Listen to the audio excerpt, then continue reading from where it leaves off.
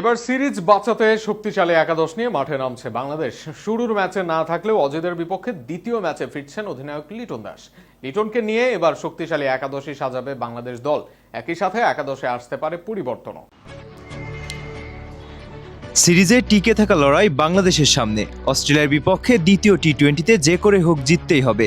এই ম্যাচে আরও শক্তিশালী একাদশ নিয়ে মাঠে নামতে যাচ্ছে বাংলাদেশ। তাই তো সেরা একাদশে আসবে একাধিক পরিবর্তন। অধিনায়ক লিটন দাস কি ফিরতে পারবেন একাদশে? ফেরানো হবে তো ফর্মের তুঙ্গে থাকা পেসার নাহিদ রানাকে? ব্যাটিং অর্ডারই বা কতটা শক্তিশালী হবে?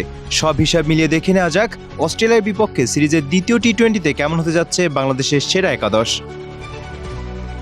প্রথম টি-20তে ওপেনিংয়ে ভালো শুরুর আভাস দিলেও ইনিংস বড় হয়নি। তবে সাইফ হাসান ও তানজিদ তামিমের উপরই দল আরও একবার ভরসা রাখতে চাইবে। সেক্ষেত্রে তাদেরকে এবার উজাড় করে দিতে হবে নিজেদেরকে। অধিনায়ক লিটন দাসের ফেরা না ফেরা নিয়ে এখনও দ্বিধা আছে। শেষ পর্যন্ত যদি অধিনায়ক ফিরতে পারেন তবে নাম্বার 3-এ ব্যাট করবেন তিনি।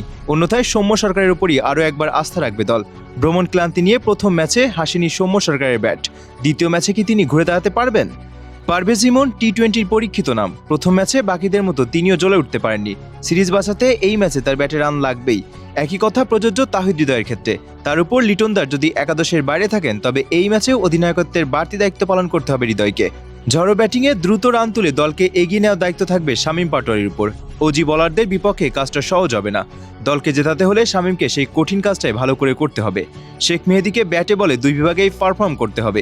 রিশাদ হোসেন লেগ স্পিনে ঝলক তো দেখাবেনই, সাথে ব্যাটিংয়ে সুযোগ পেলে প্রত্যাশা থাকবে ক্যামিওতে দলকে এগিয়ে নেবেন।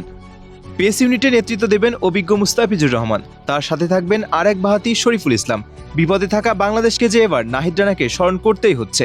রানা ফিরে যদি ওজি ব্যাটারদের বুকে কাঁপন ধরাতে পারেন তবে বাংলাদেশের জন্য জয়ের পথ আরও সুগম হবে। শেষ পর্যন্ত একাদশ যেমনই হোক না কেন বাংলাদেশের লক্ষ্য এখন একটাই, দ্বিতীয় ম্যাচে অস্ট্রেলিয়াকে উড়িয়ে দিয়ে সিরিজে সমতা ফেরানো। শুক্রবার দুপুর 2টায় সিরিজের দ্বিতীয় টি-20তে মুখোমুখি হবে বাংলাদেশ ও অস্ট্রেলিয়া।